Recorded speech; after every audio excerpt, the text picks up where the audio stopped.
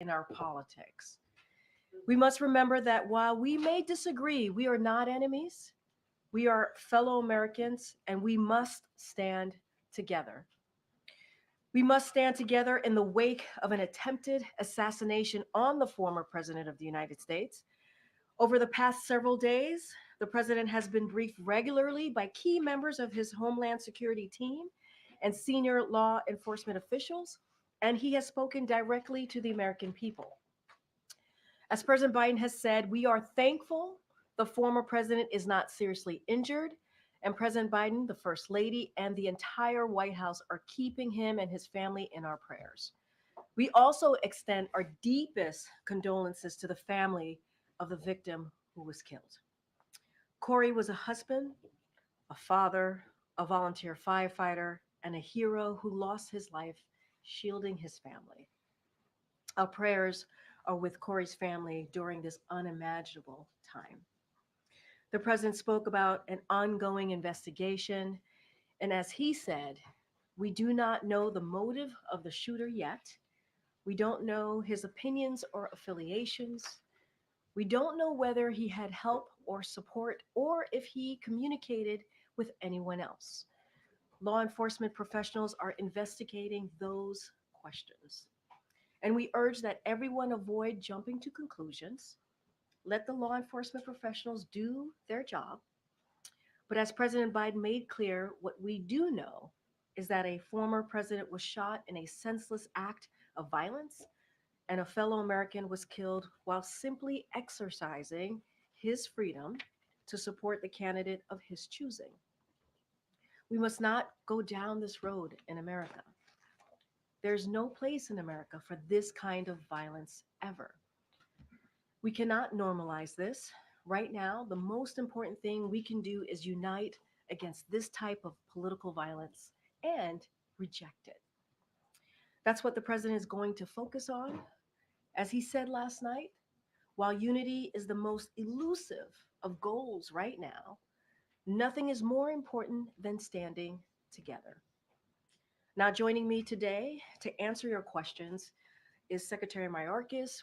Normally would have done a gaggle because the president would have been on the road, but we wanted to make sure that we did this briefing, get it on camera briefing, and also have the secretary here to take any of your questions. So he has been alongside the president and uh, and um, and the president's entire team as they work to get the answers for the American people. Secretary Mayorkas, thank you so much for joining us today.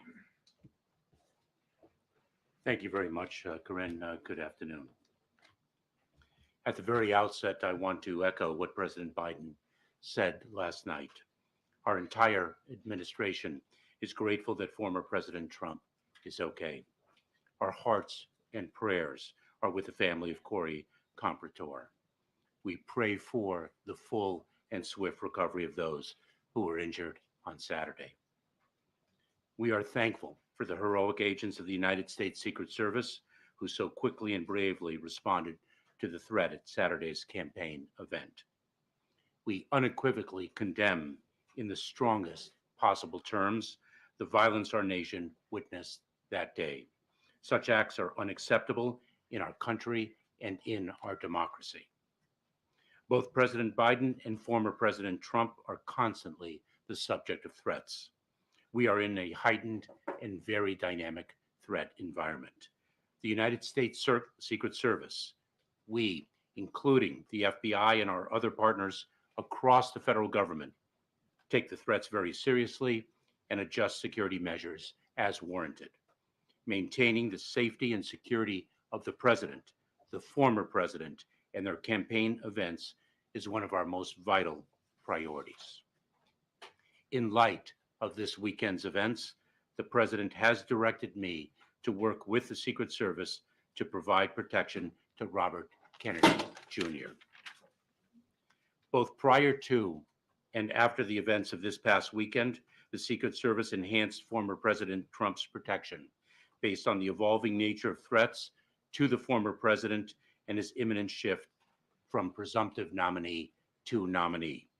This includes enhancements related to securing the former president during the Republican National Convention this week.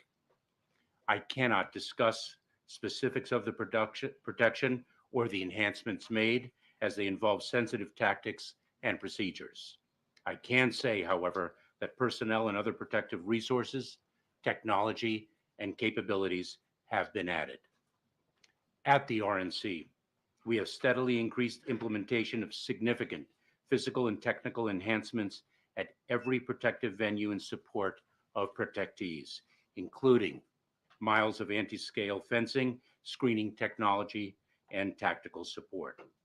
We are also leveraging strong relationships across the law enforcement community, including agents and officers from Homeland Security Investigations, the Transportation Security Administration, and state and local law enforcement agencies, all of whom have been deployed at the convention. Since the attempted assassination of former President Trump, we across the government are focused with urgency to understand how it happened. At President Biden's direction, an independent review of the incident will be conducted, one that will examine the Secret Services and other law enforcement actions before, during, and after the shooting, to identify the immediate and longer-term corrective actions required to ensure that the no-fail mission of protecting national leaders is most effectively met. The men and women of the Secret Service have one of the most solemn and difficult jobs in government. Their work involves tremendous sacrifice, risk, and bravery. We saw those qualities in action on the stage at this past Saturday's event. With respect to the tragic event of Saturday, the FBI is leading the criminal investigation, which is ongoing. An independent review will be conducted to understand the facts regarding protection of the event and make findings and recommendations accordingly. I will therefore not be able to comment on the facts subject to investigation and review at this time. With that, I will take your questions. Secretary, on that independent review, who will lead that independent review? What is the timeline for how long it will take to understand the failings that happened on Saturday? And will those findings be made public, or at least a summary of those findings be made public? We are indeed in the process of selecting who will lead the independent review. The findings indeed will be made public. It is very important that we achieve transparency so that the American people have confidence in the work of the review and in its findings and recommendations. And we need to move with swiftness and urgency because this is a security imperative. That's right, Mr. Secretary. On that, does the president have confidence in the Secret Service director after Saturday's failures? I have 100% confidence in the director of the United States Secret Service. I have 100% confidence in the United States Secret Service. And what you saw on stage on Saturday with respect to individuals putting their own lives at risk for the protection of another is exactly what the American public should see every single day. It is what I indeed do. Thank you, Secretary. Is the Secret Service stretched too thin? The Secret Service in times like this calls upon other resources and capabilities to handle a campaign of this magnitude. This has been the case each and every presidential campaign. We draw upon resources not only across the federal government, but with state and local law enforcement.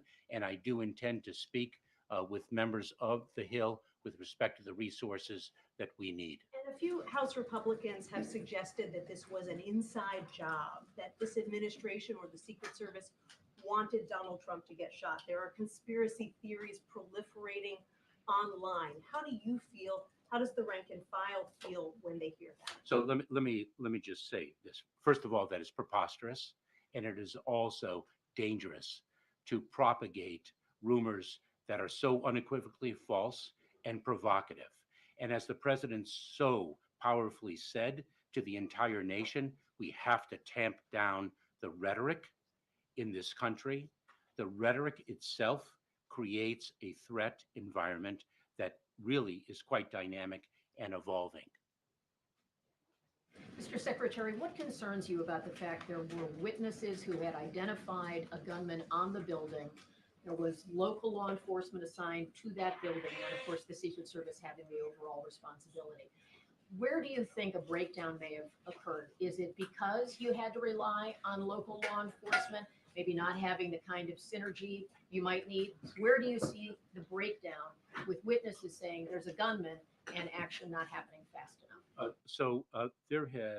There have been statements by many people with respect to what did and did not occur. We're going to let the investigation and the review deliver the factual findings, and we'll act upon those. We rely upon local law enforcement and other assets, resources, and capabilities every day.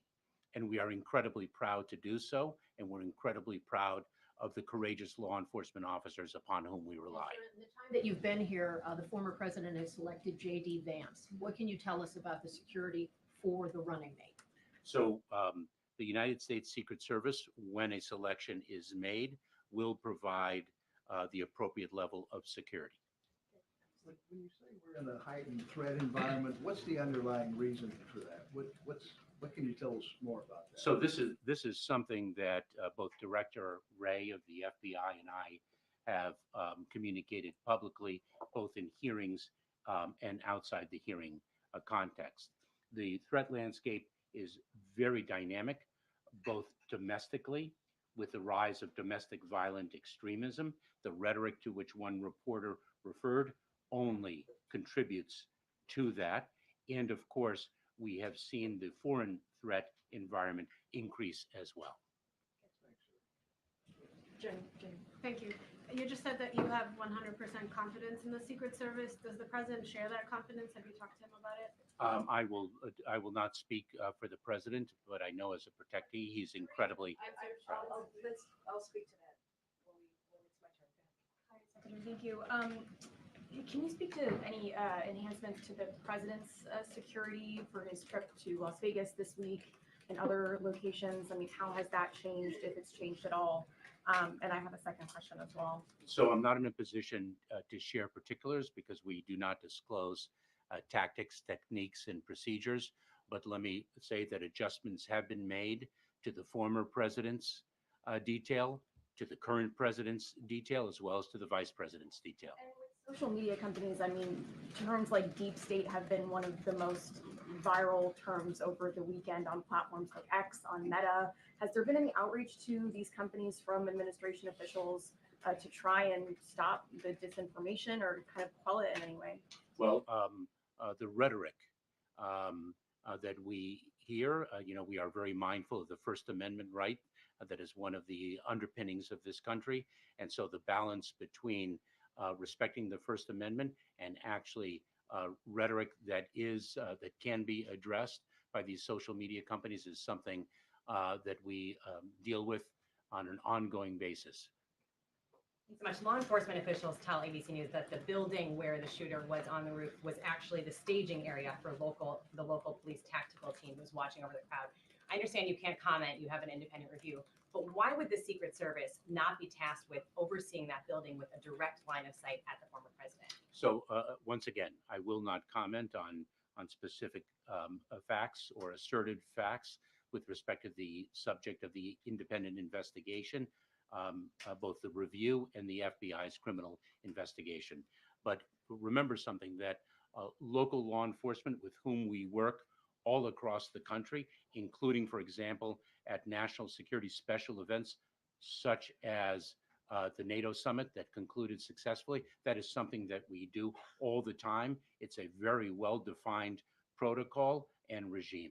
Was the local law enforcement in direct communication in real time with the Secret Service, or was there some sort of breakdown there? Again, I'm not in a position to speak of particular facts of what did and did not occur on Saturday. Mr. Secretary, would the president dismiss his Secret Service director if this investigation returns findings of failures by that agency that could have been prevented? I am not in a position to speculate, nor should I. How is it that we are now about 48 hours out from this, just shy of that, and we still don't have any information on a motive? Is it that the investigators are withholding any information out of sensitivity to this heightened threat environment that you mentioned, or the political events that are happening right now? So remember something, that the assailant is deceased.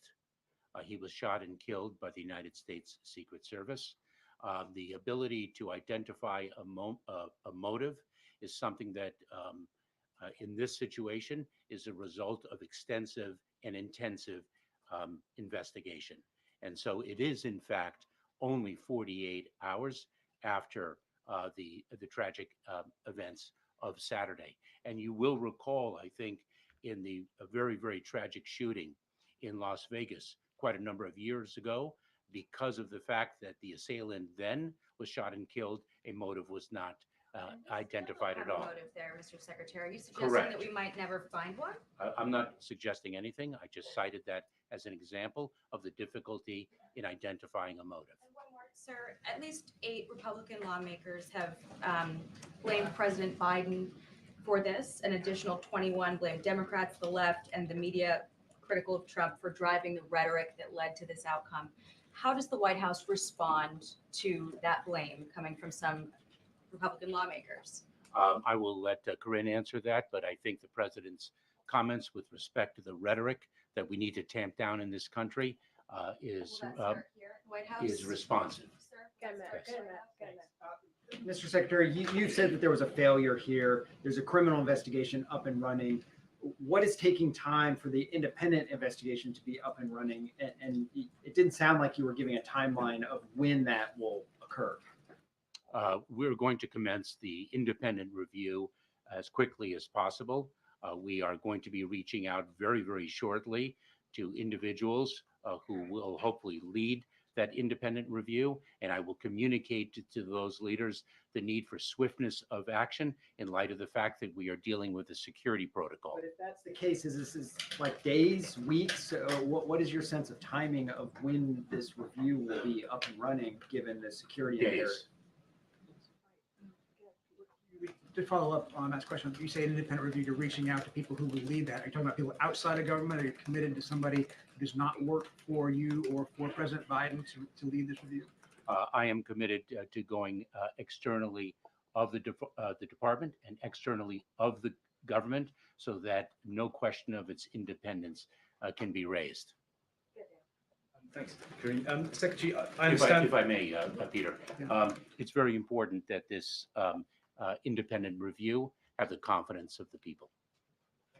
Secretary, can you give us any details at all about what areas this review will be looking at in terms of the failures that happened on Saturday? I would rather not until this review is underway. Just quickly, if I may, Secretary, can you fill out any more of the timeline of what local law enforcement knew or didn't know before the shooting?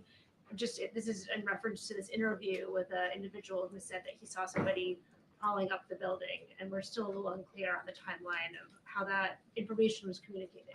I hate to end this session on an answer on a question that I cannot answer, and so perhaps Corinne will reach out for another question, because as I mentioned before, I cannot speak to what did and did not occur. The facts are the subject of an independent review, or will be, and also a criminal investigation is underway. In that case, is there any progress on cracking into the suspect's cell phones?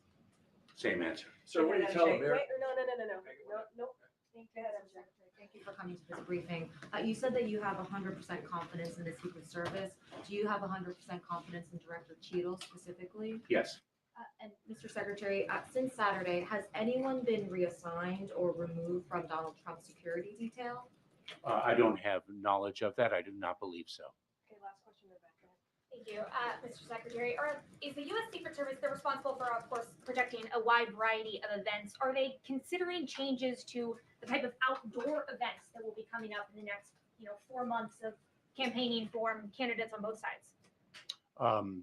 We are constantly, the Secret Service and the entire community is constantly assessing the threat environment, the threat landscape, and making adjustments accordingly. And so that is a factor in our assessment of the landscape. Thank you, sir. What do you tell Thank you, sir. Americans? Thank who you. may Thank you. feel- Thank Sir, what you, do you sir. tell Americans who may feel nervous about going to political rallies now, sir? Any? Okay, thank you so much, Secretary. Appreciate it. I just have one more thing and then we'll continue. So I want to take a minute to thank Kelly O'Donnell, your outgoing president of the White House Correspondents Association. Kelly, the past year has presented no shortage of news, opportunities, and challenges. You've been a great partner day to day here at the White House, and we've closely worked together on major events, minor logistics, and travel, both domestic and foreign. I want this room and the many members of the WHCA to know that you have had a trusted ally, friend, and leader in Kelly O. And you have always advocated heartedly on behalf of your fellow journalists, and we are grateful for your service, and we are relieved you will still be on the beat here at the White House and in the briefing room. It has been a joy, and I've had the opportunity to know you for some time, even before being at the White House, and I really appreciated more personally your guidance, your mentorship in tough times. And so thank you so much, Kelly. And we are also looking forward to working closely with Eugene Daniels, the new president of WHCA, and we congratulate him as well. It has been a joy, and thank you so much. Thank you so much.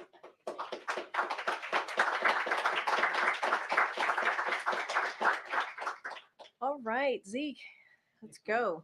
Following up on Jay's question there, Yeah. Does the president have confidence in the director of the Secret Service? So a couple of things, yes. So the answer is yes, but I do want to say the director is working hard to examine what happened and to ensure protectees have needed security. And she is committed to cooperate fully with the independent review that the president obviously announced and directed to move forward with just a day or so ago. Everything is moving so quickly. The men and women at the Secret Service have a hard job, as you heard the secretary mention. They work tirelessly every day to protect the president, former presidents, and other people. Their mission is critical, and we need all hands on deck in this moment. Right now, we are focused on getting all the facts so we can get to the bottom of this, of what happened. It is important for the American people to know what happened. That's why the president directed a independent review, direct the independent review. If that's what the president asked for, direct the Secret Service to provide Donald Trump and all other protectees the resources needed to ensure safety, and order the Secret Service to review all security measures for the Republic Convention, which is what you've heard directly from the Secret Service speak to in the past 24 hours or so. But yes, he has confidence. And does he have confidence in Secretary Mayorkas, obviously, since Yes. And does the president have plans, or has he spoken with the family of the man who was killed at the rally?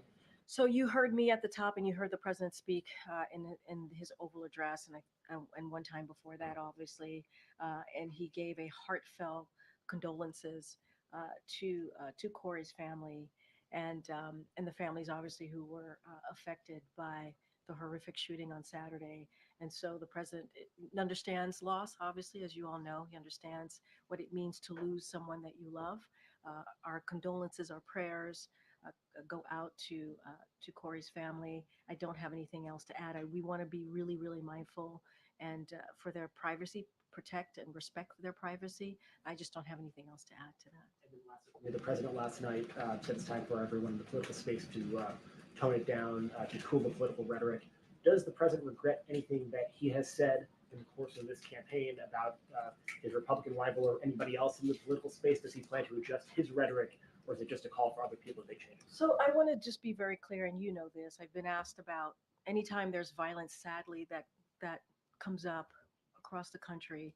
The president has always spoken out forcefully against violence, always. Political violence has no place in America. You've heard the president say this. He repeated his thoughts in the Oval Address last night. He repeated his thoughts multiple times before then, and obviously throughout his presidency, throughout his entire throughout his entire career. We want to make sure that we are not politicizing this at this moment. It is not a time to do that. We want to make sure that we bring Americans together. When you think about why the president ran in 2020, the cornerstone of his presidency is uniting this country, And he also said that it is okay to have disagreements on agendas. It is okay to have disagreements on character or record, but we cannot have violence in this country, and that is something that he's going to continue to be very, very clear about. Does he or does he not regret anything that he has said about former President Trump or any of his other political rivals? What I will say is the president has forcefully spoken out against violence. That is something that he has done over and over again, and he believes that he feels strongly about the stakes of this campaign. He feels very, very strongly about that. He wants to bring the temperature down. He wants to lower the temperature. It is important that we do that, and it is a moment that we come together, and that is what this president is all about. And he wants to continue to work on uniting this country. That's what he wants to focus on. Follow up on that. Just last week in Michigan, President Biden called Trump a threat to this nation. Should we expect that he will not be calling out Trump with that kind of rhetoric going forward? So what I will say is that it is important, right? We believe it's important to continue to forcefully speak against any type of political violence. That is what the president believes. And we do not want to politicize this moment. Politicizing this moment is unacceptable. We believe, and the president believes, you heard from him in a very clear statement last night about the importance of uniting this country, the importance of continuing to do so, and that we cannot tear America apart to score political points. We cannot do that. And so we don't want to politicize this moment. We want to unite. We want to continue to focus on that. And that's what the president's going to focus on So right will now. his messaging change this week? His messaging is going to be really clear. He's going to continue to engage with the American people. That's what you're going to see in the next upcoming days, upcoming weeks. Nothing different than what he's done in the last almost 4 years. And lay out his agenda, highlight his agenda. There are differences. There are differences in our agenda and what Republicans believe, right? There are differences. And that is okay. And it is okay to speak to someone's record and someone's character. But we cannot accept violence. We cannot accept that.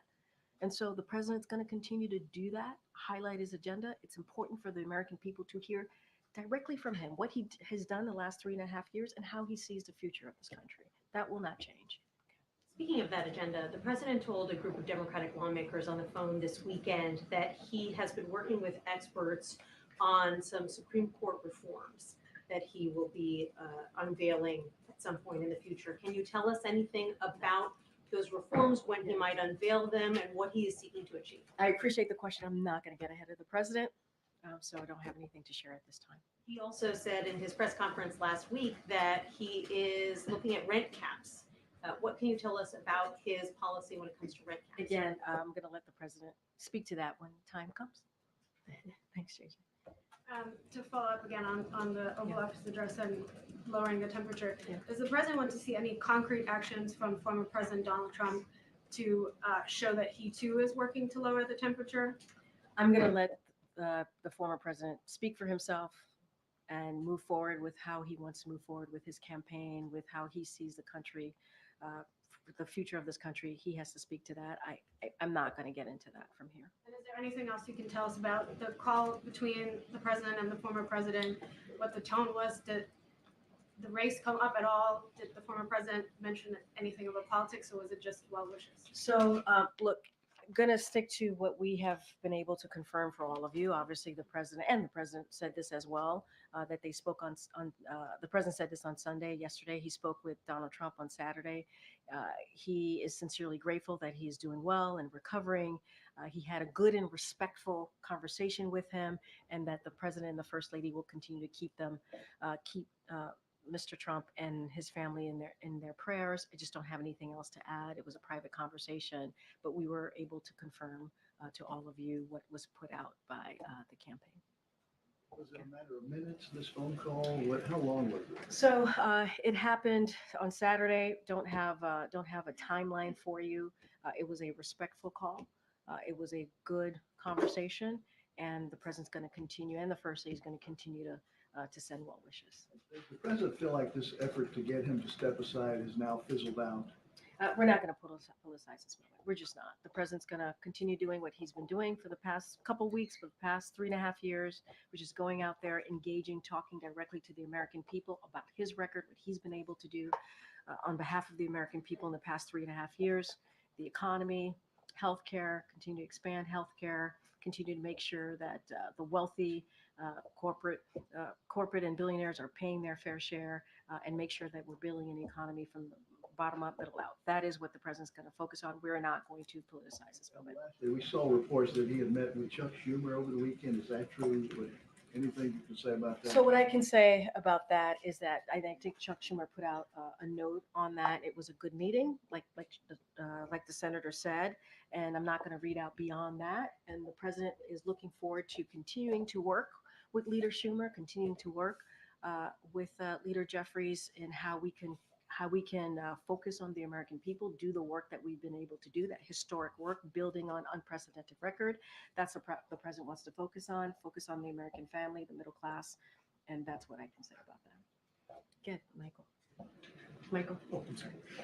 Senator J.D. Vance, whom Donald Trump has just picked as his running mate, put out a message on social media Saturday, about 2 hours after the shooting, blaming President Biden's rhetoric for the shooting. In fact, he said that rhetoric led directly to President Trump's attempted assassination. What's your response?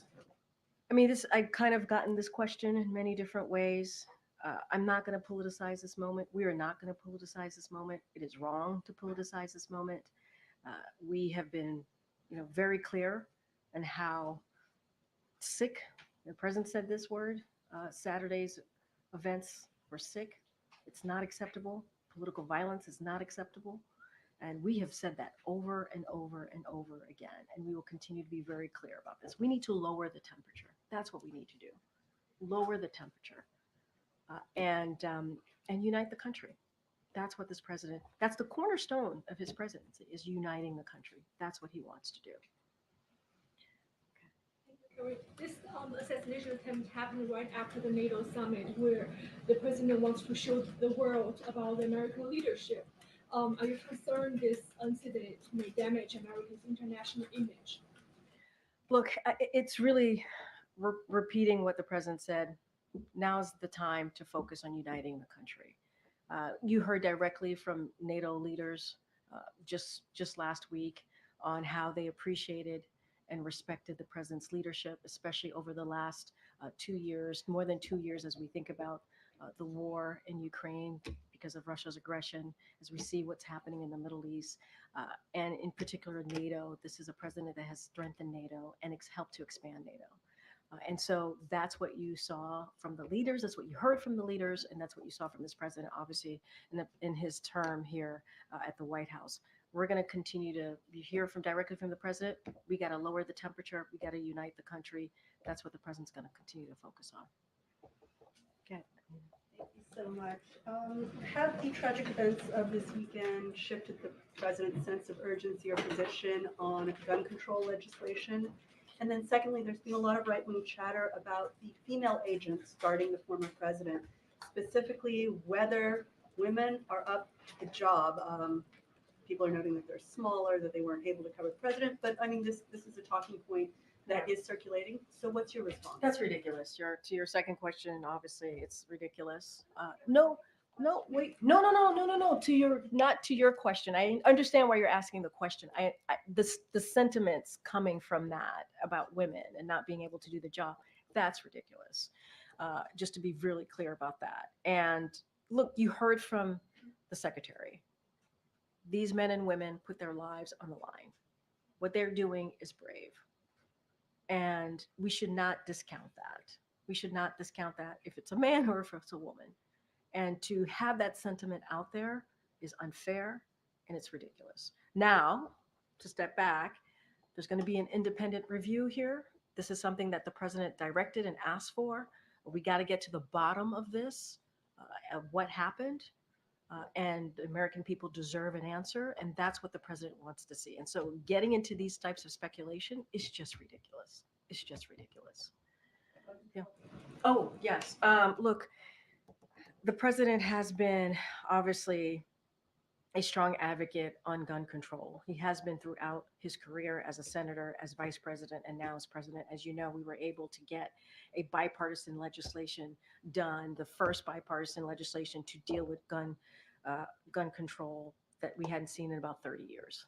And the president led on that effort and was able to get that done. There's a lot more work that we need to do. That is on Congress. We have to continue to get Congress to ban assault weapons, for example, and to do a lot more. The president has signed more than 24 executive actions because we understand and he knows that guns are an epidemic sadly in our country. It is an epidemic. The number one killer of our children is guns. And that should not be. That should not be. And so the president's going to continue to be steadfast on this. We have the White House Office for Gun Prevention, which the vice president leads on. That is something that was created here in this White House, never existed before. And that shows the president's commitment on dealing with this epidemic. Okay. And speaking of the Office of Gun Violence Prevention, in the past when there's been, mass shootings or casualty incidents with gun violence, they've sent resources and had folks on the ground. Are there any plans to do that for the folks? So right now, as you know, it's an FBI investigation, so they got to get to the bottom of it and see what occurred and see what happened and get answers to that. I don't have any information at this time on how the White House Office of Gun Prevention is assisting in the families and obviously the folks who attended. I would have to speak to them directly about that, but we need to get to the bottom of this. That's why there's an independent investigation. That's why we brought the secretary here to answer your questions, to be as